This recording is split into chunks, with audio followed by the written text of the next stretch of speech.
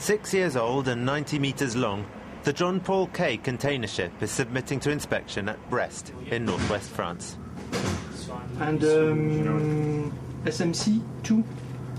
Safety management system? Yes. The expiry date was 19th of February. Serge Nedelec is the Maritime Affairs Inspector in charge of going over the vessel and its papers with a fine-tooth comb. We're checking that the ship's international documents are in order and up to date. And what would happen if they weren't up to date? We ask the captain why, and we tell him to have them updated. They can take some time, which poses problems, of course. The ship may be blocked. If a ship's papers aren't shipshape, so to speak, Serge cannot allow it to leave the port.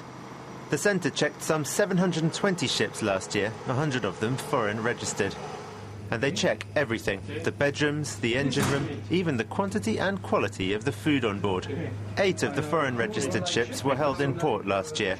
But the John Paul Kay, flying a Dutch flag, passes muster this time. But how do the inspectors decide which ones to check? The factors are time since they last came through here, where they're registered, which companies classified them, and any problems we encountered on previous visits. These controls are designed to prevent dilapidated vessels from sailing and thereby to avoid shipwrecks that can be disastrous not only for sailors but for the surrounding environment. This is the control room.